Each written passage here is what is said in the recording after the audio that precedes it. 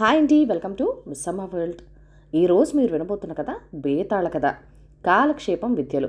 పట్టువదలని విక్రమార్కుడు చెట్టు వద్దకు తిరిగి వెళ్ళి చెట్టుపై నుంచి శవాన్ని దించి భుజాన వేసుకుని ఎప్పట్లాగానే మౌనంగా శ్మశానం కేసి నాడవసాగాడు. అప్పుడు శవంలోని బేతాళుడు, రాజా, ప్రవాహ వేగంలో ఉన్న నదుల పోకడ రాజుల చిత్తవృత్తులు తెలియరానివంటారు.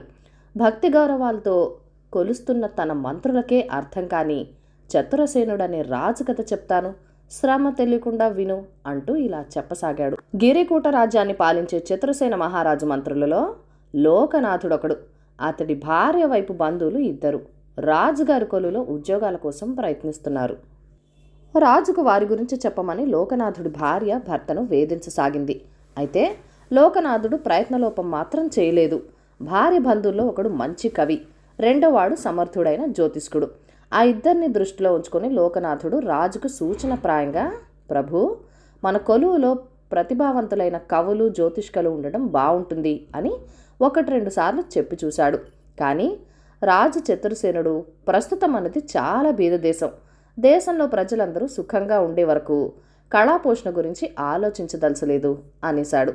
లోకనాథుడు తన సమస్య గురించి మరొక మంత్రికి చెప్పుకున్నాడు. రాజుల మనోవృత్తాలు చిత్రమైనవి. ఏదైనా మంచి సమయం చూసి నీ బంధువుల ప్రతిభను ఆయన ముందు ప్రదర్శించమను, అప్పుడు రాజుగారే వాళ్ళని కొలువులో చేర్చుకుంటారు అన్నాడు మంత్రి. లోకనాథుడికి ఈ సలహా నచ్చింది. ఆ రోజు నుంచి మంచి అవకాశం కోసం ఎదురు చూడసాగాడు. ఒక రోజున రాజు లోకనాథుడితో కలిసి మారువేషంలో మరొక నగరం వెళ్ళి అక్కడి పరిస్థితులు రహస్యంగా పరిశీలించాలనుకున్నాడు.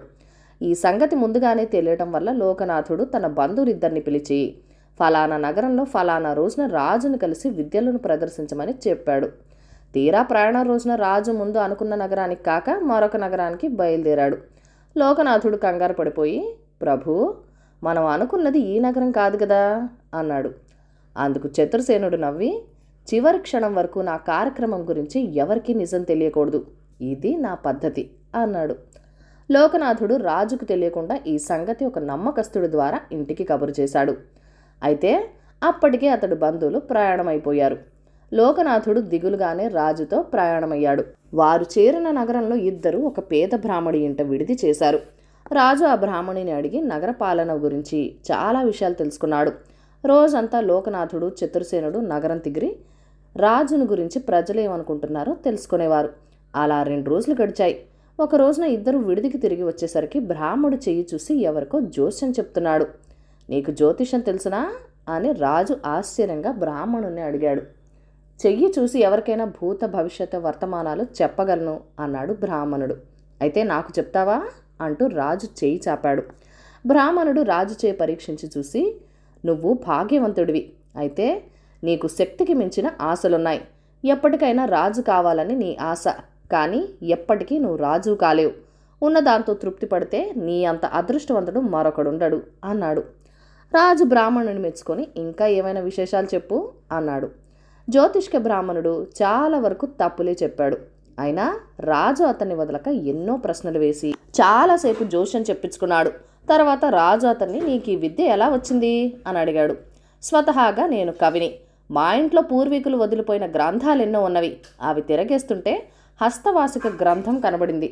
అప్పటి నుంచి జ్యోతిష్యం చెప్పడం ఆరంభించాను అన్నాడు బ్రాహ్మణుడు. నువ్వు కవి కూడానా? అయితే ఏదైనా కవిత్వం చెప్పు, వింటాను అన్నాడు రాజు. బ్రాహ్మణుడు తను రాసిన పద్యాలు చదివి వినిపించాడు. అందులో ఎన్నో తప్పులున్నాయని సాహిత్యంలో అంతగా పరిచయం లేని లోకనాథుడికే అనిపించింది. అయితే రాజు మాత్రం ఆ కవిత్వాన్ని ఎంతగానో మెచ్చుకున్నాడు. వాళ్ళు నగరంలో మరో 2 రోజులున్నారు. ఆ 2 రోజులు కూడా చతురసేనుడు తీరిక దొరికినప్పుడల్లా బ్రాహ్మణుడి కవిత్వం వింటూ కాలం గడపసాగాడు. తిరుగు ప్రయాణమై వెళ్ళేటప్పుడు ఆయన బ్రాహ్మణుడికి 100 బంగారు కాసులు బహుమానంగా ఇచ్చి, నీ విద్యలో మరింతగా కృషి చేశావంటే ఇంకా గొప్ప కవివి జ్యోతిష్కుడివి అవుతావు అన్నాడు. ఈలోగా లోకనాథుడు బంధువులకి అతడి భార్య ద్వారా సరి అయిన సమాచారం తెలిసి రాజున్న చోటుకి బయలుదేరారు. వాళ్లకు తిరుగు ప్రయాణమై వస్తున్న లోకనాథుడు రాజుకు కనిపించారు. లోకనాథుడు ఎలాంటి మారువేషంలో ఉండేది ముందే తెలుసు గనక వాళ్ళు తమ బంధువుని సులభంగా గుర్తించారు. ఇక పక్కనున్నది రాజు చతురసేనుడు. జ్యోతిష్కుడు చతురసేనుడితో ముఖం చూసి, మనిషి 3 తరాలు అటు ఇటు సర్వం చెప్పగలను. ఈ మహామనిషి మారువేషంలో ఉన్న ఏ మహారాజు అయి ఉండాలి అన్నాడు. ఆ వెంటనే కవి, అలా అయితే ఈ మహారాజును కీర్తిస్తూ నేను ఒక పద్యం చదవక తప్పదు అంటూ ఒక పద్యం చదివాడు. లోకనాథుడు రాజుతో, వీళ్ళ అసాధారణమైన పండితుల్లా ఉన్నారు, ప్రభు తమ కొలువుకు రప్పించుకుంటే బాగుంటుంది కదా అన్నాడు. చతురసేనుడు చిరాగ్గా, వీళ్ళు గొప్ప పండితులనేందుకు సందేహం లేదు అంటూ ప్రయాణం సాగించాడు. బేతాళుడి కథ చెప్పి, రాజా చతురసేనుడి ప్రవర్తన అసందర్భంగా కనిపించటం లేదా? నగరంలో అపండితుడైన బ్రాహ్మణుడి కవిత్వం జ్యోతిష్యం విని అతడికి బంగారు కాసులు బహుకరించాడు. అటువంటి వాడు నిజమైన పండితుల్లా జ్యోతిష్యము కవిత్వం చెప్పిన వారికి కొలువులో ఎందుకు ఉద్యోగాలు ఇవ్వలేదు? వాళ్ళు తన మంత్రి బంధువులని తనను గుర్తించి సర్వం ముందే తెలుసుకుని వచ్చిన వాళ్ళని గ్రహించాడా? ఈ సందేహానికి సమాధానం కూడా తెలిసి చెప్పకపోయావో నీ తల పగిలిపోతుంది అన్నాడు. దానికి విక్రమార్కుడు, రాజుకి ఆ వచ్చిన వాళ్ళు మంత్రి బంధువులను తెలిసే అవకాశం ఏమాత్రం లేదు. మంత్రితో అన్న మాటలను బట్టి వాళ్ళు నిజమైన పండితులన్న భావం కూడా ఆయనకు కలిగింది. అయితే కళాపోషణ గురించి తనకున్న అభిప్రాయం లోగడే ఒకసారి మంత్రికి చెప్పాడు. తమది బీద దేశం, ముందు ప్రజల సుఖం చూశాకే కళాపోషణ విషయం ఆలోచించాలని. ఇక రాజు విడిది చేసిన ఇంట బ్రాహ్మణుడి కవిత్వం జ్యోతిష్యం గురించి బ్రాహ్మణుడికి ఆ రెండిట్లో ఏ ఒక్క దానిలోనూ పాండిత్యం లేదు. అయితే రాజు అతన్ని మెచ్చుకోవటానికి కారణం ఏమంటే, నగరంలో ఆయనకు అంతకన్నా వినోద కాలక్షేపానికి మరెక్కడా అవకాశం లేకుండా పోవటం అన్నాడు. రాజుకి ఈ విధంగా మౌనభంగం కలగగానే బేతాళుడు శవంతో సహా మాయమై తిరిగి చెట్టెక్కాడు.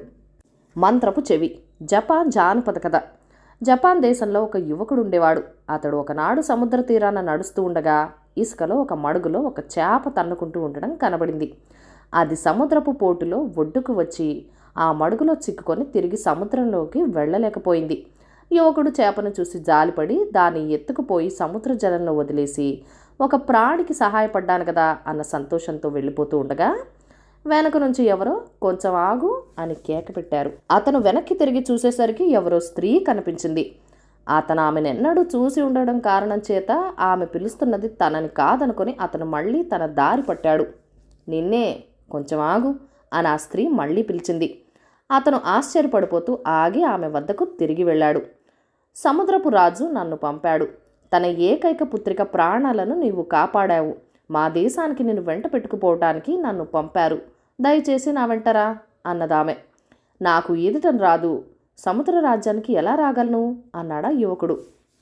ఆ భయం వద్దు నీకు, నేను వాస్తవంగా చేపనే. నా వీపు మీద ఎక్కావంటే నిన్నక్కడికి ఏ ప్రమాదం జరగకుండా తీసుకుపోతాను అన్నదామె. ఇద్దరూ కలిసి మోకాళ్ళు లోతు నీటిలోకి వెళ్ళాక ఆ ఆడ మనిషి చేపగా మారిపోయింది. యువకుడు ఆమె వీపు మీద ఎక్కాడు. సముద్రరాజుండే చోటుకి వెళ్లే దారిలో ఆ చేప యువకుడితో, సముద్రరాజు నిన్నేదైనా వరం కోరమంటే మంత్రపు చెవి తప్ప మరేమీ అక్కర్లేదని చెప్పు. తన కూతురి ప్రాణం కాపాడవన్న కృతజ్ఞత కొద్దీ దాన్ని ఆయన నీకిస్తాడు. దాన్ని చెవులో పెట్టుకొని ఆలకిస్తే అన్ని ప్రాణుల భాషలు నీకు బాగా అర్థమవుతాయి అన్నది. సముద్రపు రాజు యువకుడికి గొప్పగా ఆతిథ్యం జరిపాడు. నృత్య గానాలు జరిగాయి. యువకుడు సముద్రరాజు అతిథిగా కొన్నాళ్ళుండి ఇంక తన ఇంటికి వెళ్ళిపోతానన్నాడు. అప్పుడు సముద్రరాజు, మా లోకంలో నుంచి నీకిష్టమైనది కోరు, బహుమానంగా ఇస్తాను అన్నాడు. నాకు మంత్రపు చెవి తప్ప మరేం వద్దు అన్నాడా యువకుడు. సముద్రంలో అలాంటిది ఒకే ఒకటి ఉన్నది, అయినప్పటికీ నీవు కోరావు గనక దాన్ని నీకిస్తాను అంటూ ఒక గూట్లో ఉన్న మంత్రపు చెవిని యువకుడికిచ్చేశాడు. అతన్ని సముద్ర రాజ్యానికి తెచ్చిన చేపే అతన్ని ఒడ్డుకి చేర్చిపోయింది. యువకుడు సముద్ర ఒడ్డున ఒంటరిగా కూర్చుని ఉండగా కొన్ని పిచ్చుకలు కిచకిచలాడుతుండడం అతనికి వినబడింది. అవి ఏమంటున్నాయో తెలుసుకోవాలన్న కుతూహలం కలిగి బుల్లి శంఖంలాగా ఉన్న మంత్రపు చెవిని తన చెవిలో పెట్టుకున్నాడు. వెంటనే అతనికి పిచ్చుకలు అంటున్నది అర్థమైంది. మనుషులు మహా తెలివిగల వాళ్ళమనుకుంటారు, కానీ వాళ్ళకేమీ తెలీదు. ఆ పక్కనే ఉన్న వాగు మధ్య జనం కాలు వేసి దాటిపోయే రాయి అచ్చమైన బంగారం. ఆ సంగతి ఒక్కడికి తెలీదు అంటూ పిచ్చుకలు తమలో తాము నవ్వుకుంటున్నాయి.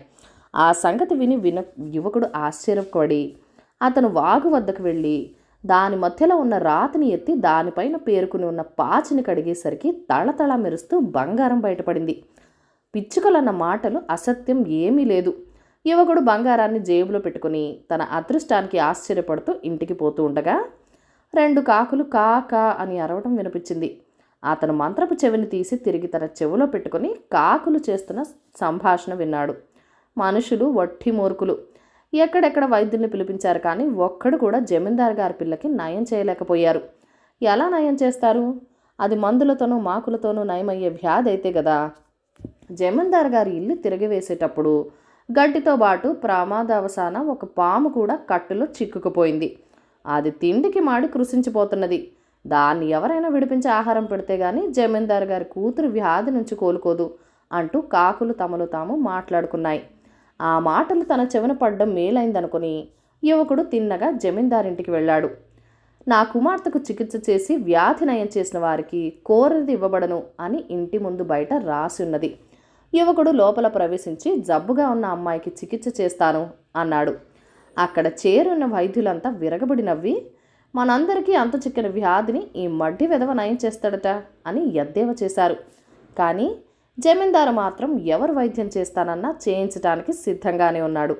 యువకుడు లోపలికి వెళ్ళి రోగిని చూసి, ఇది రోగం కాదు, శాపం, జీవహింస జరిగింది, ఇంటి కప్పులో పాము బంధించబడి ఉన్నది అన్నాడు. జమీందారు తన నౌకర్ని పిలిపించి కప్పు విప్పించాడు. పాము ఒక కొట్టలో కనిపించింది. అది తిండికి మాడి కొన ఊపిరితో ఉన్నది. దాన్ని కట్టు నుంచి ఊడదీసి తెచ్చి పాలు పోశారు. అది పాలు తాగి బలం వచ్చి ఒక్క అడుగు పాకేసరికి మంచంలో జమీందారు కూతురు లేచి కూర్చున్నది. పాము 2 అడుగుల దూరం పాకేసరికి పిల్ల లేచి నిలబడింది. పాము తన దారిన ఎటో వెళ్ళిపోయింది. దానితో జమీందారు కూతురు వ్యాధి కూడా పోయింది. తన కూతురికి చికిత్స చేసినందుకు బహుమానంగా జమీందారు యువకుడికి ఆ పిల్లనిచ్చి పెళ్లి చేసేశాడు. పుర్రతో పుట్టిన బుద్ధి. పరమ పిసినారి జమీందారు పాపారాయుడికి ఎప్పుడైనా గుడికి వెళ్తే పూజారికి దక్షిణగా ఏదైనా ఇవ్వటం, దేవుడికి కొబ్బరికాయ పగలగొట్టడం, పాదరక్షణల కాపలా కుర్రాడికి ఏదైనా ఇవ్వటం ఇష్టం ఉండేది కాదు. జమీందారు పిసినారి తత్వం బాగా ఎరిగిన పూజారి గురులింగయ్య ఆయనను నోరెత్తి ఏమీ అడిగేవాడు కూడా కాదు. ఒక మహాశివరాత్రి పర్వదినాన జమీందారు పాపారాయుడు మొదటి వ్యక్తిగా గుడికి రావటమే కాక పూజారి గురులింగయ్యకు ఒక కాణి దక్షిణగా పళ్ళెంలో వేశాడు. అంత చిన్న బోణీతో మనసు బాధపడ్డ పూజారి గురులింగయ్య జమీందారుతో, తమ వంటి గొప్పవారి నుంచి కాణి దక్షిణగా స్వీకరించడం నాకెంతో అవమానంగా ఉంది, దయచేసి మరొక కాణి దక్షిణగా ఇవ్వండి అన్నాడు. ఆ మాటలతో ఒళ్ళు మండిన పాపారాయుడు, ఇంకొక కాణి ఇచ్చి మళ్ళీ రెండోసారి మిమ్మల్ని అవమానించడం నాకు ఇష్టం లేదు అంటూ ఇచ్చిన కాణి తీసుకుని గుడి బయటికి నడిచాడు. ఈ కథను రచించిన వారు ఎండి సౌజన్య గారు. కథ కంచికి మనం ఇంటికి. ఈ కథను లైక్ చేయండి, షేర్ చేయండి. మన ఛానల్ని ఫస్ట్ టైం చూస్తున్నట్లయితే కనుక ప్లీజ్ సబ్స్క్రైబ్ చేసుకొని మీ సపోర్ట్ ఇవ్వండి. మీ అమూల్యమైన ఫీడ్బ్యాక్ అండ్ సజెషన్స్ కూడా నాతో కామెంట్ సెక్షన్లో షేర్ చేసేయండి. Thank you for watching. Bye bye.